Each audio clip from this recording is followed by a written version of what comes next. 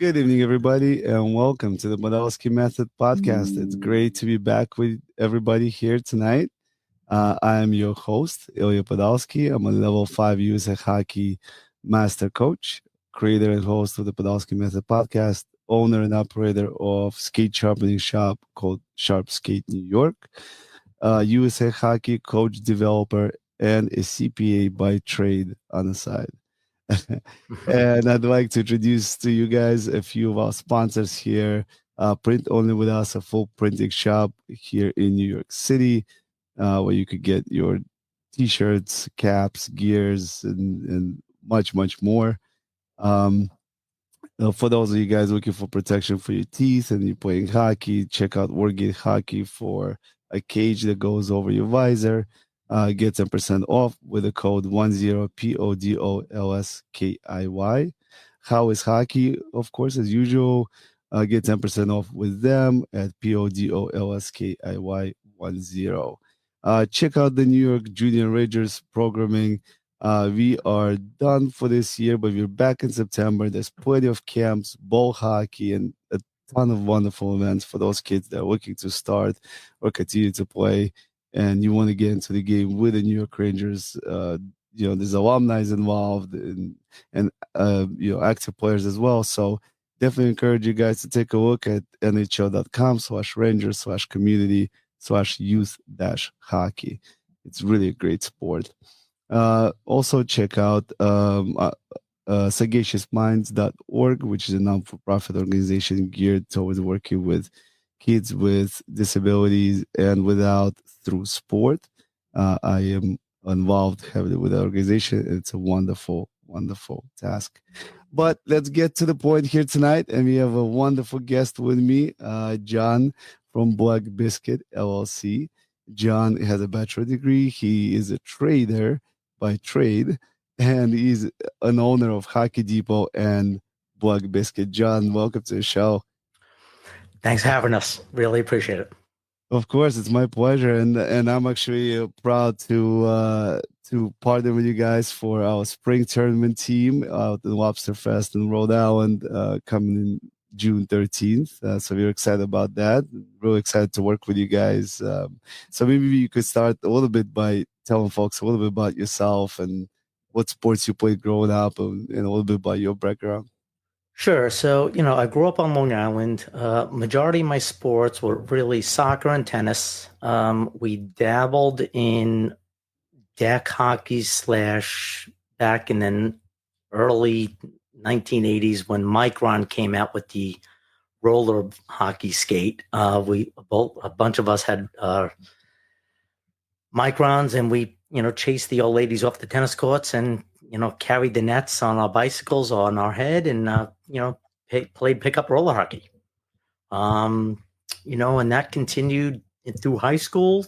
In college, we started, our college deck hockey team. And ever since then, from probably 16 on, been, playing hockey, dabbled in ice hockey for a little bit till I hurt my knee. And then we started backing down into a roller again. That's awesome. I actually come with the roller background as well. I probably talked a little bit about this on the show, but I don't know if I did extensively. A friend of mine, Anton Antipov, who's a bodybuilder, he was actually a guest on the show as well.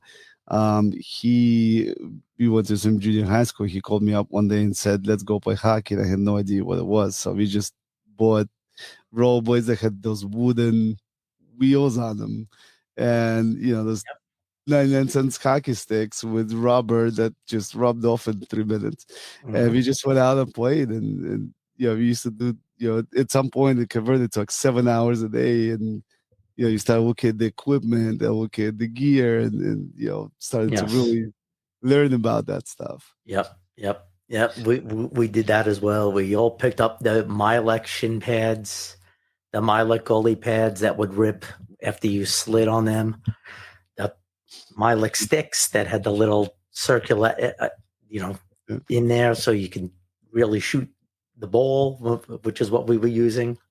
Right. And some makeshift football helmet that we kind of put some weird plexiglass on.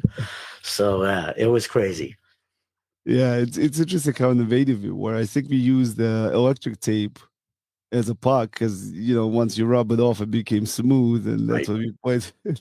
Right. Yep. Yeah, We used tennis balls, and then we moved up to a lacrosse ball with tape, which hurt a lot. And then we went back down to tennis balls, and then we tried with the puck, but it just didn't really work. So right, we stuck with the ball. right. So maybe you could tell folks a little bit about Black Biscuit, and I know you sent me some background about the company, and I thought it was really interesting how that transpired. So maybe you could talk a little bit about that. Sure. So, Black Biscuit was a a 3-person creation back in 1994. They were 3 guys from the LA area, and they had a lot of buddies playing pro beach roller hockey. And a lot of the guys were wearing shorts and no shin guards. And they asked the guys at Black Biscuit initially to come up with some kind of pant, not a sweatpant, but a pant. So they created the roller hockey pant, essentially. They were the OG in roller hockey. To this day, some people still have them. I actually still do. Those pants were heavy duty nylon and Cadora, virtually indestructible. But as the sport evolves, so does the equipment, right? So, Black Biscuit then morphed into jerseys, and as the Hockey Depot, we were one of the first internet dealers selling Black Biscuit online, dealing with the college when they started the NCRHA, which was awesome. We dealt with a lot of colleges before all of this licensing came into a town. And then Black Biscuit kind of disappeared for a little while. There was one of the partners left, the other partner left, the third partner that was left with it, that stuck with it rather, got into a little bit of a legal battle with the fabric manufacturer overseas and lost the case. But the trademark was given to the fabric company that did nothing with it. So while the Hockey Depot was still around, we were still selling a lot of hockey equipment, whether it be Barrel Warrior, CCM. True wasn't around then. Sherwood was a big one. Christian Brothers was a big one. I was watching the trademark because I saw how unique Black Biscuit was. I knew the guys there. And when the trademark went dormant, I grabbed it and I brought back one of the original partners to what I would call Biscuit 2.0. And that was in 2012. And we relaunched in 2012. And it was a very different world than what the original business partner who I brought in knew. And we brought back the original pants, and nobody wanted them. They wanted the lighter pants that Mission was making or Bauer was making, and nobody cared that they ripped after 2 games. They just wanted a lighter pant. So fast forward, we real quickly pivoted, started making those pants lighter, better, the Biscuit way, which was that flair of that old school pro pant, which we now call the player pant. And we introduced something called the Arrow pant, which is a little bit more on the tapered side. And we saw the need that if we're selling teams pants, sublimation was there. And the factory that we own a percentage of started introducing us to sublimation, and we found it great. So we started making sublimated jerseys to match the pants. And now you had teams matching pants and jerseys. And now fast forward to, 2025, we're just dominating this market in sublimated jerseys and pants. And we've always done ice hockey, but ice hockey is a very big piece for us as well. Cause if the beauty of sublimation is whatever you can dream about, it could really become reality. And that's part of what we say is we have your vision become reality. And if you look at our website and want to peruse and go into our design vault, those are all actual teams that wear our jerseys. They are not concepts. We are not a template company. You guys might think that one of these designs is so cool and we want our colors. And the answer is unfortunately no, we won't do that. We will not have numerous teams having similar designs. And I think that's one of the real cool things about Black Biscuit. You've chosen us, and we want to, half of the battle is looking good, feeling good, you play good, right? So that's really how we position this company. It's a fun company, and it's always been known as the fun company. As we're getting into this new era of hockey, delivery is important. More important than that is really quality, and a reasonable price, right? Yeah, hockey's expensive, whether you play roller or ice or even deck hockey, So you want to make sure that the equipment that you're wearing, including your uniform, is going to last.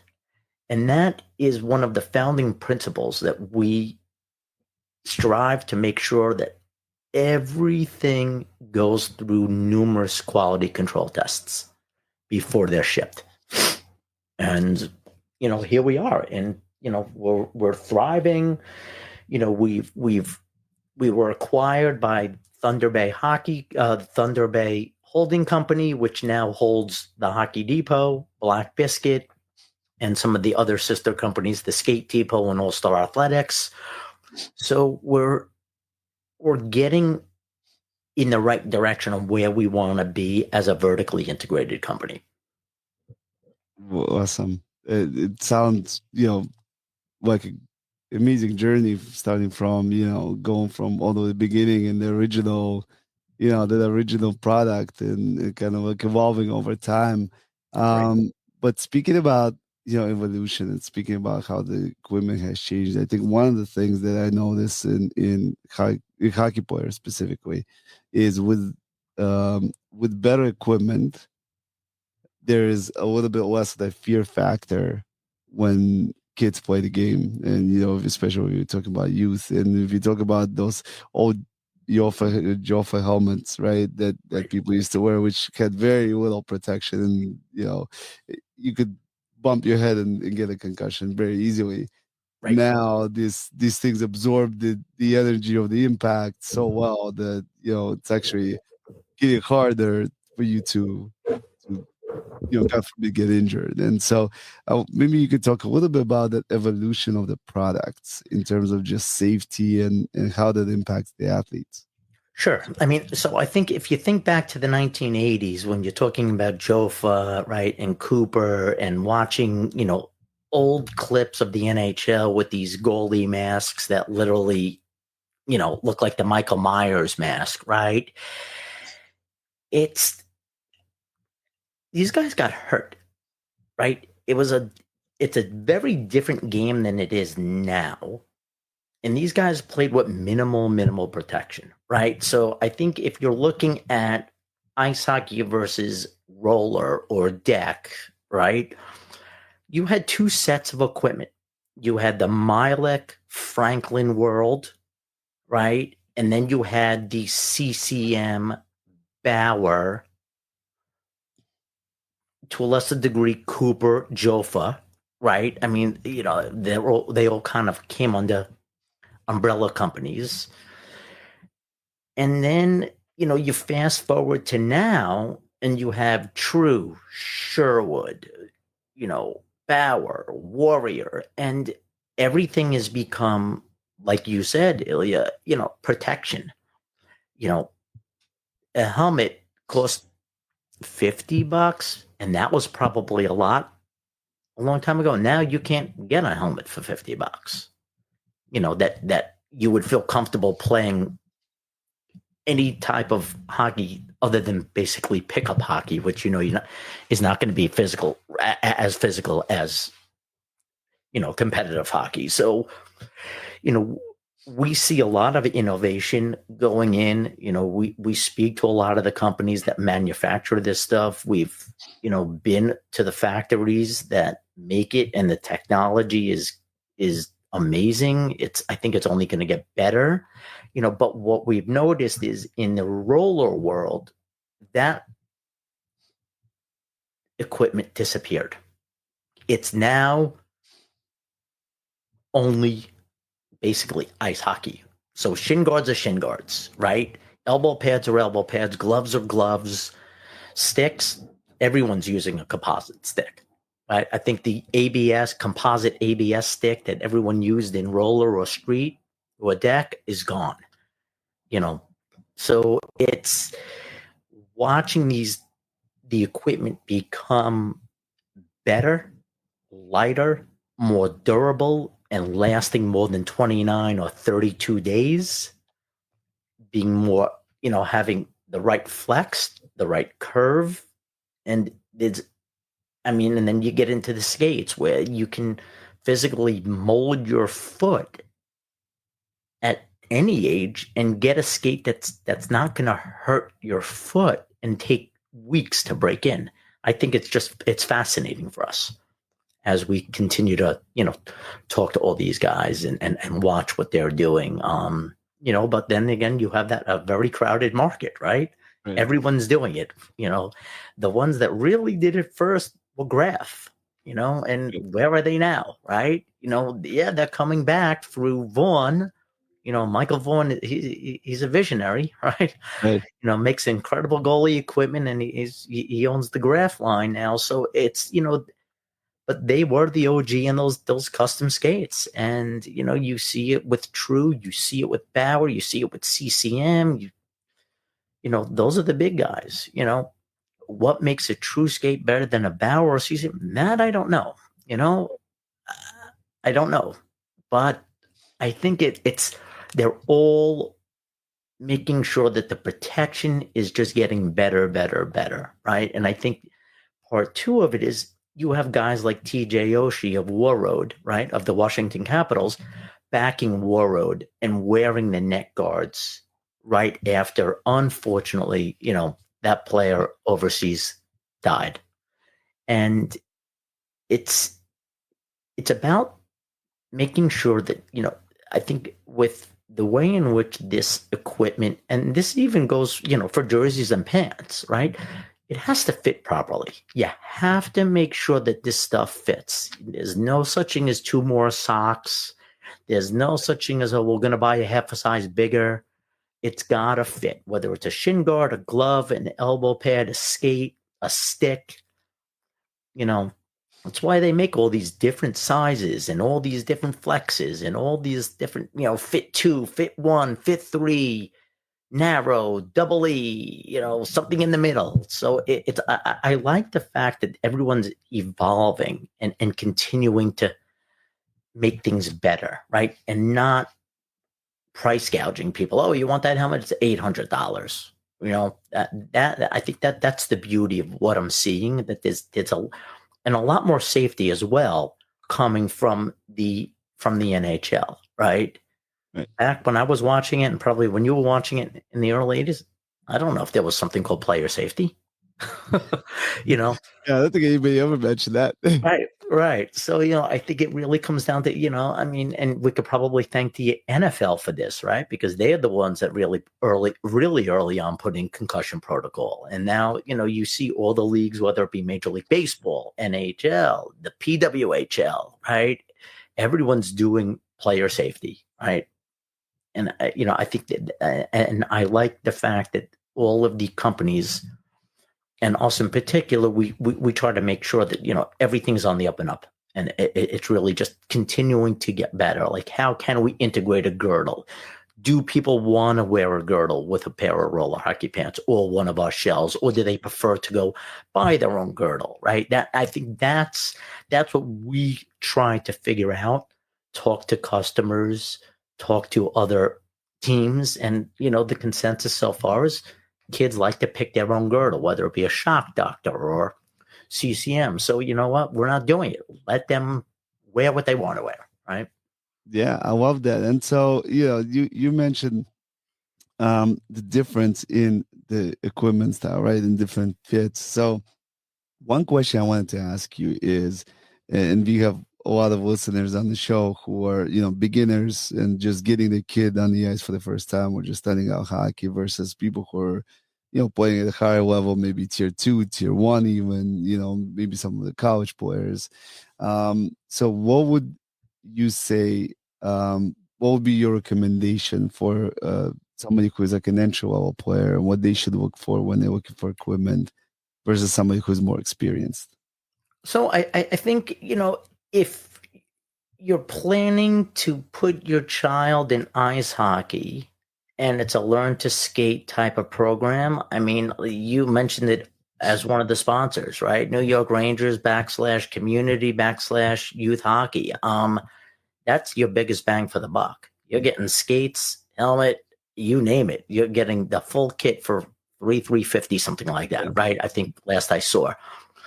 And it's going to be fit correctly, right? So, and it's also, I think, going to the stores and getting the right person, whether it be Hockey Monkey or Pure Hockey, which, seems to be the 900-pound gorilla, and making sure you're comfortable with the salesperson that you're working with.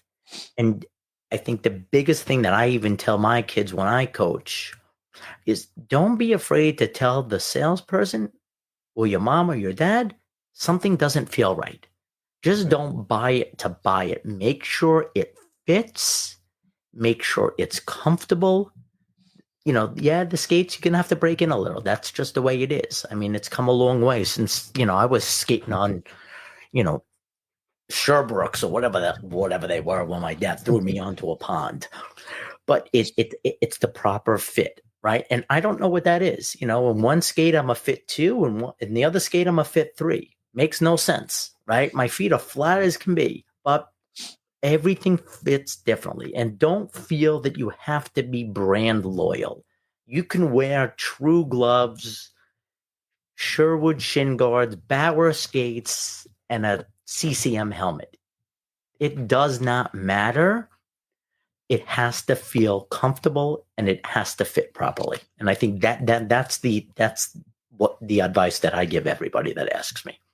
I love that. Yeah, I think it's so important to make sure that you actually enjoying your gear. And I think so many people, like you said, like they go for the maybe more expensive, brand new, $1,000 pair of skates, but then they hate it. Right. They're Right. skating I it mean, and hating the it. And shiny new toy is not necessarily the best. And just because it costs $499, I can tell you a composite stick at 325 grams is a composite stick, 325 grams. It doesn't matter if it says Warrior, True, Bauer, CCM, Sherwood, or some no name, right? And if you look at the NHL, yeah, you're going to see the big boys. But if you watch Ovechkin, there's no name on his stick. right, right, But it's his stick, right? So right. at the end of the day, it doesn't really matter what the name is. The grams is the grams. You have to be comfortable with the way it feels, the way it fits with you, and the curve. Because the curve is the curve. Everyone does a P88 or a P92 or a PM9. So that's that. I try to explain that to my little guy who you know uses a lot of Sherwood, right? I think Sherwood is the biggest bang for the buck, to be honest with you. And I tell him, hey, if it's good enough for Connor Bedard Right. and Matthew Kachuk, it's good enough for you. So it's the marketing behind any of these brands, it's big dollars, right? Does does a does an Air Jordan make you jump higher? No, but everybody wanted them, Right. right? And me too. I wanted 3 pairs. So it's don't I would say again, don't buy into the marketing just because it's a $499 skate or a $299 stick? Does it make you going to shoot harder? Does it make you going to pass faster? The skates aren't going to make you skate faster. It has to fit and make sure it's comfortable. And the same goes with jerseys and socks. If you're, a smaller person, you want to make sure you have an 18 or 20-inch sock, not a 24-inch sock. Make sure your jersey's not hanging down almost to your knees. So that also comes into play with the proper fit. It even gets down to like the socks you use. Don't use a thick sock. Use a ski sock or a thin skate sock. They're relatively inexpensive. It doesn't matter the brand. I think that's the thing. It has to be comfortable, and you have to feel the fit and make sure everything, aligns correctly. Yeah, I think, it's such a good point, and it kind of translates so well to the actual game as well, right? If you think about people chasing AAA, these like letters, these numbers, and they kind of sometimes forget the actual experience Correct. that happens on the ice. Right. And it's sad to see that, because it's, the actual experience is what really matters. And you want your kid to enjoy his time and not come off the ice with blisters all over the place. And, Right. And I think a lot of the parents have to remember they're kids. They are kids. They like their video games too. They like still running into mom and dad's bed at 10:30 at night because they can't sleep, right? They're still little kids, even 12-year-olds. Right? Yeah. So, don't be so hard on them. Let them still be a kid, right? Yeah. They're, not everyone's going to be a Wayne Gretzky or an Ovechkin or a Kachuk or a Connor Bedard or a Celebrini. Let them play at the level that they're at. I'm not saying don't push them if you feel that they can do better, but let them be kids. I think that's, when I'm coaching, it's okay if they fall and miss the puck. I'm not going to make them feel bad. Listen, it is what it is, right? I mean, the kid's self-esteem isn't any better. He knows he missed the puck or she missed the puck, right? You don't need to make it worse. You don't need to penalize the person either. So, I when I'm coaching, it's you have to be the kid's advocate as well. And I think that's a big part of the game that a lot of coaches, or I shouldn't say a lot of coaches, a handful of coaches miss, and the parents miss, right? They want their kid to be the best. They want them to be the rock star. But,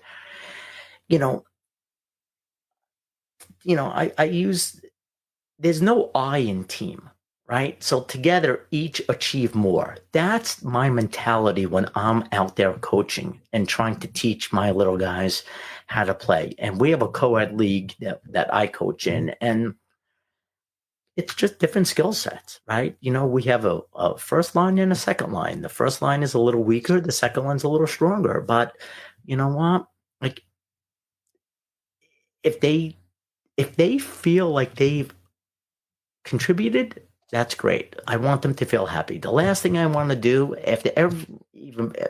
before every game, I have a little motto. I say, what do we want to do at the end of the game? And of course, some kids say win. Yeah, of course we want to win. I said, but what happens if we don't win? What else do we have to do? And they said, have fun. I said, exactly. That's the most important thing. You have to have fun in what you're doing. Because the second you're not having fun, that's it. Yeah. It's not going to be an enjoyable experience for you, probably for your mom and dad, because you're going to be upset, which means they're going to be upset. It's not going to be good for your teammates, right? It's not an I sport. It's not like you're playing singles tennis. It's a team sport. The team does well, you do well. The team doesn't do well, you don't do well, right? There's no finger pointing on my team, ever. Yeah, I like that. And John, when you, I guess when you take on teams and you see, let's say, difference in skill, right? Because a lot of co-ed teams, I coach a lot of co-ed teams as well, and in youth hockey, we know that a lot of times we don't select kids. We take kids that come to tryouts. We try to put them on teams, and we try to build all of them up. We Right. don't really. We try to put them, I guess, on teams of equal skills, just so they're having more of that competitive engagement, right? You don't want somebody who is 3 levels above you just skating circles around you and scoring all the goals while you can't touch the puck. That's Right. also takes away from the fun. So you want to try to put them in the right buckets. But what's your approach usually when you have a team that has a wider, skill set? Let's say. So, I mean, we try to teach when I'm coaching to the lowest common denominator, right? And what I do is I tell the kids, hey, you know what? You need to help. You need to help make this child better. And you need to help build this person's esteem, right? If it's someone that is, they learn to skate, they just finished and they want to play in the league, great, you know, but I put it on the kids because, and what I say to them is, what if that was you? How would you want to feel? And they say, well, I would want my teammates to help me and tell me if I'm doing something wrong and show me what to do. And I'm like, right. So that's what we need to do. Because at the end of the day, if you can make somebody better, that's making you better. Right. Right. Right. I love that. Yeah. And I think that kind of also builds on the whole, that experience, Right. the experience of sports and what you want out of sport, right? You want a kid who is social, like who is focused on the positive and wants to help those around them as opposed to, everybody's terrible and I don't want to play with them. I should be on that team. Right. Yeah. Right. And I talk a lot here on the show about what I call kitchen talk when parents kind of go home or go somewhere and they start talking negatively about other teammates or the coaches or each other. And that kind of trickles down into I guess, the coachability of the child. So have you seen that in your experience where that impact kind of goes into the child and then you have to address it with the parents or maybe with the family to try to get them back into the culture? So I've been lucky. I haven't seen that on the teams that I have that Right. I've coached, but I have seen it on other teams, right? And I think it starts when you have parents that might be a little delusional, right? Where they think that their kid is the best, and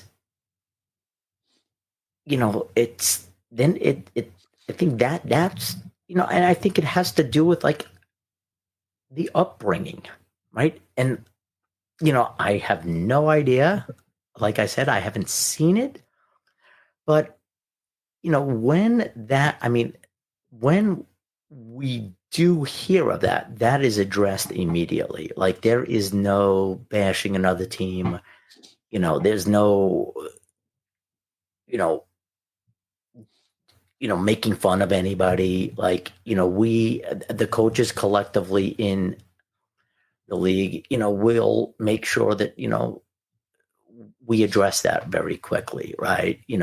And, there's no laughing, there's no, you know, I don't want to say there's no celebrating when there's a goal, but there's no excessive sellies or whatever these kids are doing these days. Like, Right. we want to get the game back on. We don't listen. A goalie lets up a goal. They know they let up the goal. They don't need it to be rubbed in their face. Like we teach them. It's very important for me and my kids that I coach and my son is the sportsmanship, because I think that's half the battle, right? You could be very talented, but you can have a real crappy sportsmanship. No one's going to want to play with you, right? No one's going to want you on their team eventually, right? I mean, and I think that's really an important component that a lot of people don't get. And I've seen it at a lot of tournaments that we've been part of at Black Biscuit where we're sponsoring. I'm like, wow, like, you know, where's the sportsmanship? Like, you know, that's an important thing. You know, after the game, you go up to the other goalie and you say, good game, right? Right. I mean, that's it. You know, you don't make fun of them. Yeah, I mean, I think the point, and I agree with you. The point with youth sports is to create, you know, individuals and players or individuals who can go outside of the sport and improve, I guess, the culture and the society that we live in, right? Improve the experience. It's easy to point a finger. It's easy to make fun of somebody when you are in a position of, let's say, power, or you're in a position of maybe you're better skilled in that specific situation.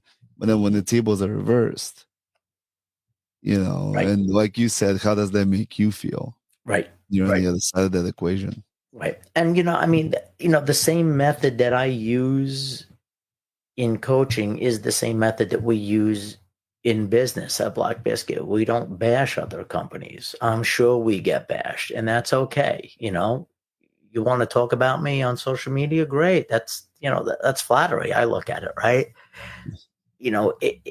It comes down to, if you want to be respected, you need to respect others, right? And it's just as important to be, have great sportsmanship on the ice as it is off the ice, and when you're playing, even off the ice, you still are a reflection of the team you're playing on, and you don't want that bad persona pushed off to you, like, oh, look at that guy, like, what a pompous person, like, oh, he's so arrogant, or she's so arrogant, or oh my God, like, oh God, we can't wait to play them because you know what, we're gonna really, like, I know it's a no checking league, but we're gonna try to hurt them. Yeah, I've heard kids say that, at 10 years old. Like, that's not something that any coach should condone Right. at all. I've been lucky enough, like I said, I haven't seen it on my teams. Now, I'm not saying that the kids might not like each other, but I've never seen anybody on my team go after anybody. They're always professional. I try to tell them to be, just remember, you are a reflection of the team. So on the ice is the same thing. On the bench, after the game, it's a game. Yeah. It's only one. It's an N of one, right? It's not like, there's always the next game. So, Right. And I love that you touched on the fact that you're, a parent coach. I'm a parent coach as well. I have 3 boys playing hockey, so I get to, I've been coaching for the past, like, a little over a decade now, and coaching other kids and my own. It's a little different when your own kids on the bench, right? Than when they're not. So you have to be very mindful and aware of that. of course. But I wanted to ask you to kind of bring us back a little bit to the beginning of the conversation, and maybe you could talk a little bit about what it was, the difference between how you were parented and what you're doing now with your kid. So the way I was parented was, my parents instilled in me at a young age that you need, whatever you're going to do, you need to give it your all, right? Whether it be playing on the soccer team, playing tennis, playing hockey, Cub Scouts, religious school, right? And friendships, right? What you get in is what you're going to get out. If you take, eventually your friends go from here to here. So that's how I was parented, right? My parents didn't baby me, I think, but again, this is an era where we would come home from school and my mother would say, "Don't come home till your father comes home." And my father didn't get home till 7:30. Like, she didn't know, there were no cell phones. She didn't know where we were. She just said, "Don't get hit by a car," right? So I think it's a different world now Right. where parents are superly overprotective, which I don't necessarily disagree with. I think I wouldn't say I'm overly protective. I want my son to, and I have a stepdaughter who's 20 in college and, led a little bit of a sheltered life. So I want her to get out and experience the love and the breakup and the, oh my God, I should not have drank vodka on a Thursday night when I had class on Friday. I'm horrible, right? Or my little guy, experience some of these things. So these are life lessons so they understand instead of just having this bubble and, oh, you're a perfect little kid, right? And I think that's what my little guy says is, oh, Dad, you screaming on the bench. I'm like, well, you got to cover the slot, right? Like if somebody's there and you're not seeing it, what do you want me to do? Like I'm your coach. I got to tell you to cover the slot, right? Right. Your players aren't telling you that because they don't understand it. So I think, again, that's part of it. Like we didn't have really organized lessons like they do now with Learn to Play. And we kind of taught ourselves, right? We taught ourselves on a video game like Nintendo 64 or whatever in television, like learn how to play. Like we didn't know what offsides was. Nobody, we played dodgeball in elementary school. So it was really, it's a lot of trying to get them to understand the fundamentals and, doing what my parents did where I wouldn't say give them enough rope to hang themselves, but let them be kids, right? I don't think I'd let my 9-year-old now, like my mother and father did, ride his bike to the rink. Right. But it's, letting them be kids, let them experience and make sure that, within reason that they're making those right decisions earlier, right? I think we lived, when I grew up in the, the late 70s, early 80s, it was a real different world. You didn't have the internet. You didn't have social media. You didn't have a cell phone. You didn't have Snapchat or Instagram or I don't even know all these other apps, right? Right. You don't like a kid, you got into an argument at the school, and next day you were best friends with them. So it was just a very different world now, where there was no bullying and there was no, so I think you have to be a little bit protective, but you also need to give the child enough confidence that they can make these decisions within reason at their age. Right. And making the right decisions, right? I can only steer them, right? I think that's really it. Listen, like everyone, as you grow up, you sometimes make the bad choices and you're like, oh my God, I probably shouldn't have done that. But you know what? It is what it is, right? And the punishment's going to come and, all right, you can't watch TV. This was no iPad.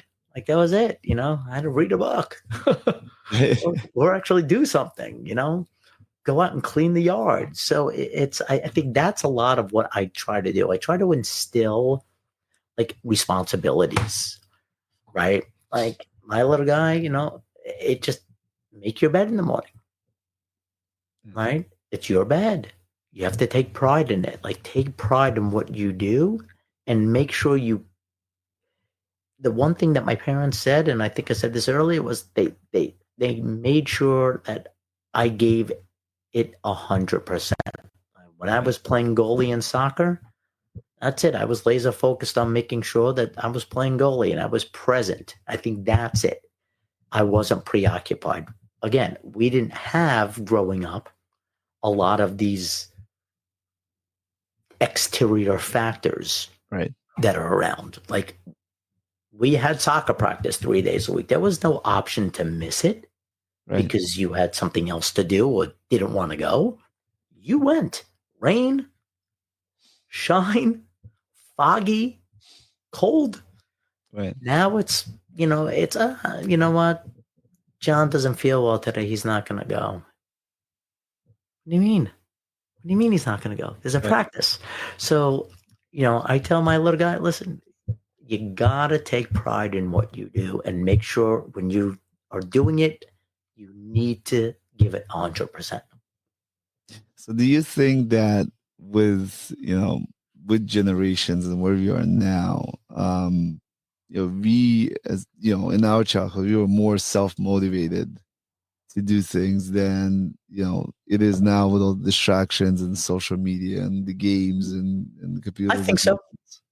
100%. I think so. I think that we wanted what we put our mind to, we did. If we wanted to learn about hockey or soccer or football, either you played the sport, you tried it, or you actually went to the library and took a book out and had to read about it, right? There was no video on watching what hockey is and what the positions are, or football or soccer, or so I think it, yeah, I mean, obviously, like we talked about equipment and uniforms, it evolves, right? So technology evolved. Now you have AI, which is a whole other thing. So everything's at the fingertips here. These kids don't have to lift anything. They could just go onto mom and dad's phone if they don't have an iPad or a Chromebook or whatever they have at school, and at their fingertips they can watch 1,700 videos on how to skate, how to stop, how to, stick handle, the proper positioning of equipment. And I mean, you name it, it's there, right? It's really at their fingertips. So I think, I think we were much more motivated to really figure it out, learn, do it properly, because there was no other way for us to do it. Right.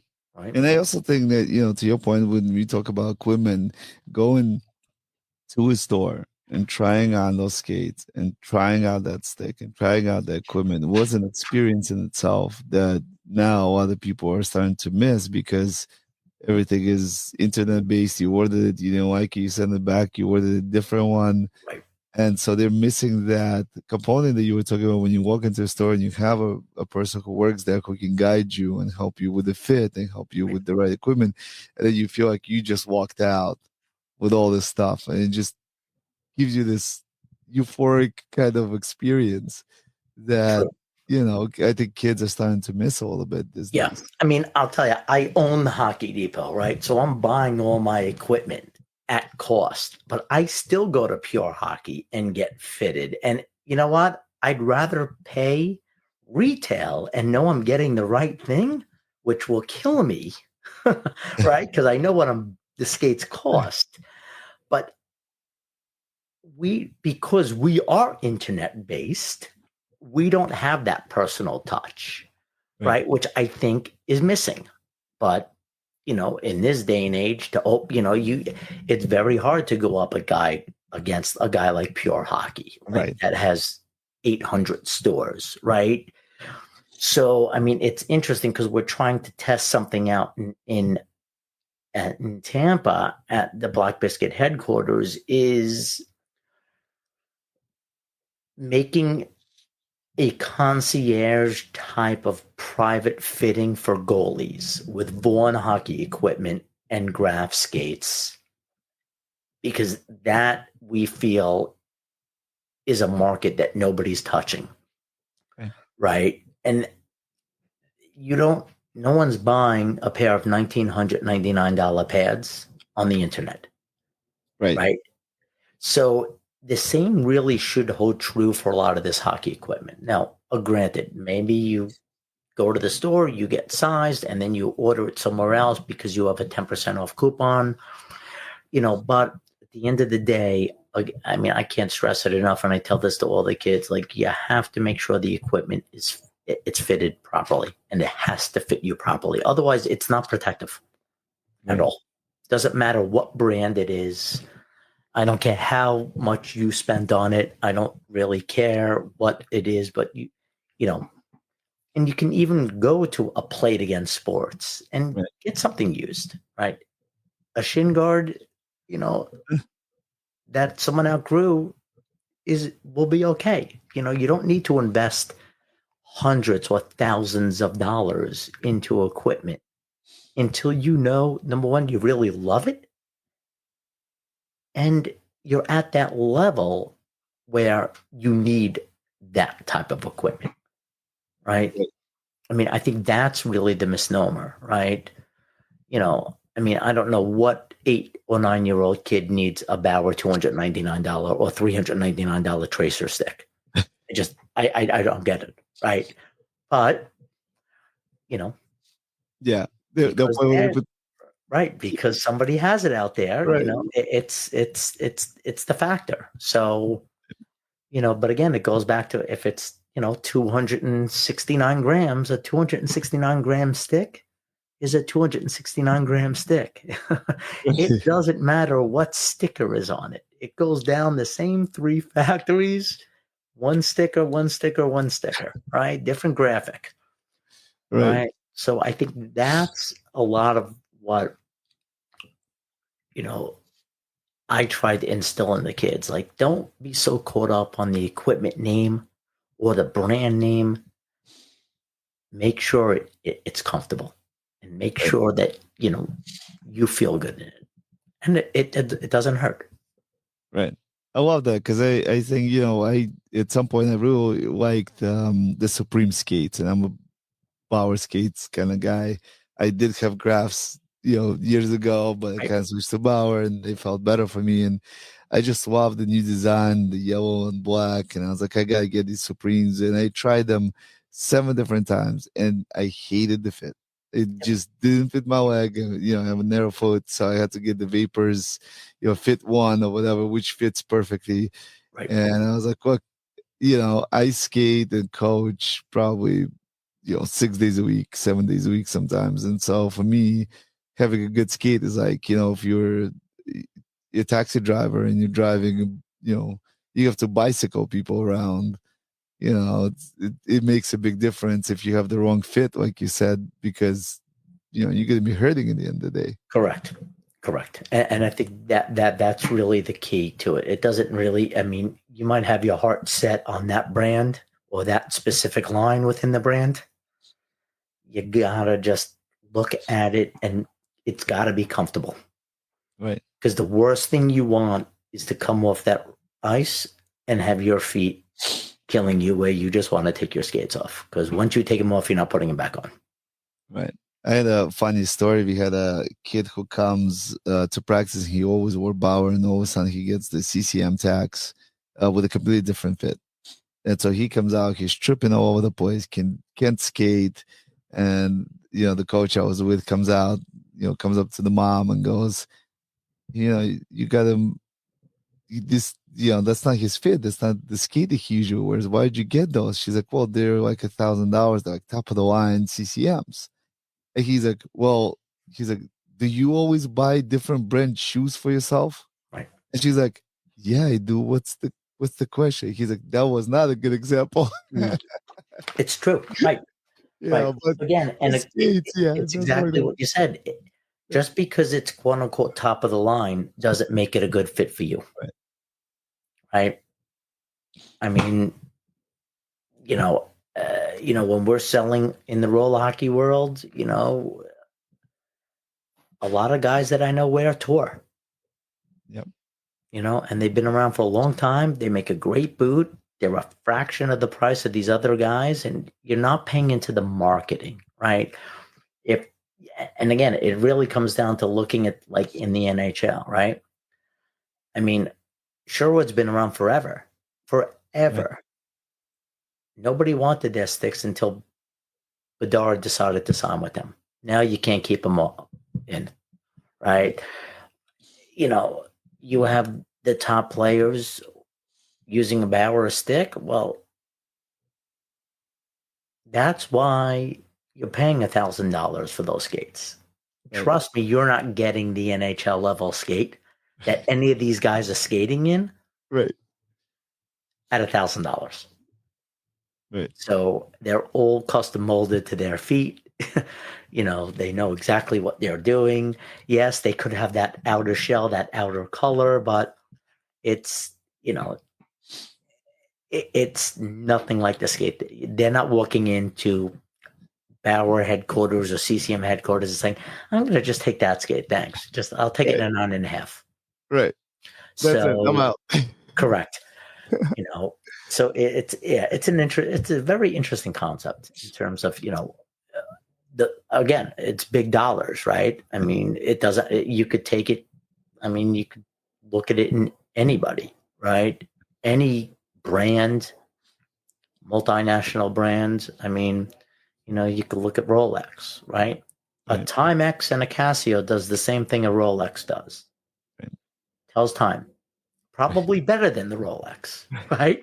Because Right. it's not losing time on the battery Right. until the battery dies. So at the end of the day, it's the marketing. It's the status, Right. and I don't know. I never really bought into that. I didn't really care. If it was comfortable when I was younger. I mean, I have very flat feet, so everything hurts. But if I could keep the skates on for 30 minutes, great. That was the winner for me. Right. So at the end of the day, it really didn't matter. And I think that's what I try to get back to the kids. Like, it doesn't matter what stick. You're not going to play better because you're using that stick or that helmet or that glove, or those wheels, or those blades. Like, it needs to work for you. And if it happens to be that $1,000 skate, great. But, Right. you know, Oh, great point. Thank you, John. I know we're at the top of the hour, so I usually like to close out the show with a few quick, quick fire questions. So sure. I'll start with the first one, which is, what do you think motivates athletes? So I think what motivates athletes is, again, loving what they do. I think if you look at like the NHL in particular, right? These guys love what they do every day. They really do.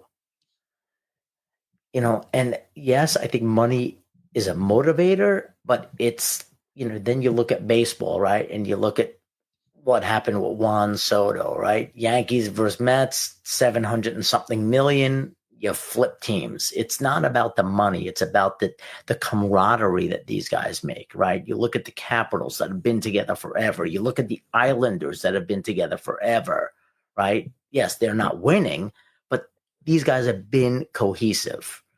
And you look at these teams like Dallas, I was watching the game earlier, and, you got Tyler Seguin, who's been with them since 2013.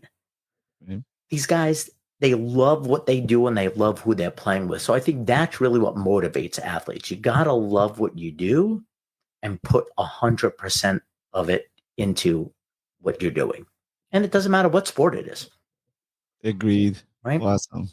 Yeah. Second question here is, if you could name 3 character traits that you notice in successful athletes, what would they be? So I think the 3 traits that I see is, always wanting to go the extra mile, right? Being coachable, and looking to help the weaker player. I think that's an amazing trait. When I see players do that at a young age, I think that's great, because that shows them that they have compassion, right? Which I think this world needs a little more, quite honestly. And I really love when I see that, like, when and I'm not telling them to say it, and they say, "Oh, don't worry, it's okay," talking to them on the bench, and really trying to make them, be better, which I think is great. That's wonderful. And last one is the opposite. If you could talk about 3 things that you think hold athletes back, what would they be? So I think the 3 things that hold athletes back is the arrogance that I'm the best, I can't be taught, I know everything, right? Somebody that, and I think this falls into the same category, but not coachable. So that would probably be one. The second one would be that they're not passionate about what they're doing, right? Or they're being forced into it for whatever reason. And then not being I think having confidence in themselves, even if they they're learning the game, whatever game that is, to have the confidence or lack of confidence. I think that's really like, oh, I'm never going to be that good, or I'm never going to score a goal, or I'm never going to be able to keep up with that player. I kind of disagree with that, but I think that, yes, you might not be going to the NHL or you not be playing D1, but have confidence in yourself. Don't sabotage yourself before you've been able to evolve. Yeah, I love that. John, this has been phenomenal conversation. I'm really excited about the lot of things we talked about, especially, committing to your task. And I'm really excited for Black Biscuit and partnering with you guys going into this. It's really great. I'm looking forward to it.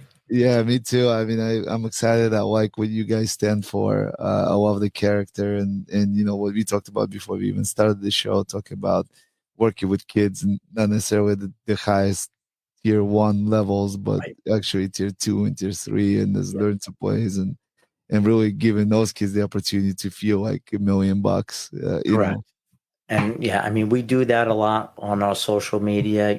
We want these kids to have their 15-minute, that 15 seconds of fame, 15 minutes of fame, whatever the saying is. And, it's there's only so many like I said to you earlier, Ilya, there's only so many tier 1 athletes, right? There's only so many in the world of the Ovechkins, the Matthews, the Bedards, the Celebrinis, right? There's a lot more tier 2 and a boatload more tier 3 that are super talented.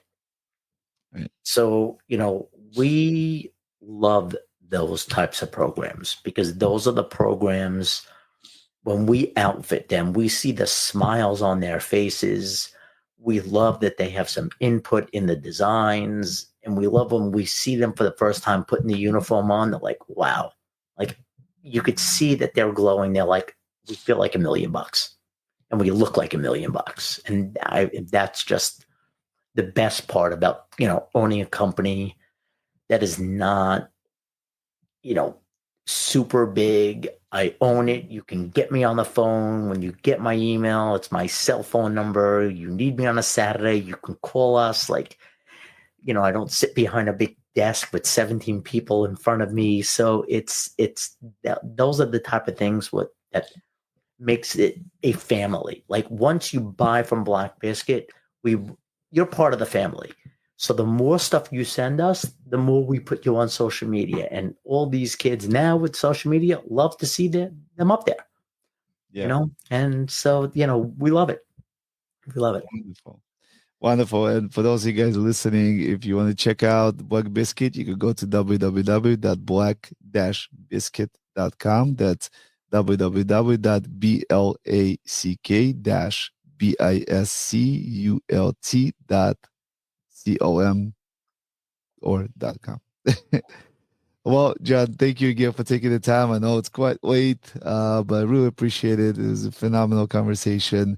I hope that everybody who's listening learned something new today and can take it away with them. And I look forward to supporting some Black Biscuit. Yes, at the Lobster Cup. And bring home some hardware for us. Post it on social. Send it to Todd. We'll do our best. We'll love it. We'll love it. Thank you so much, John. Right. And thank you everybody for listening and have a wonderful evening.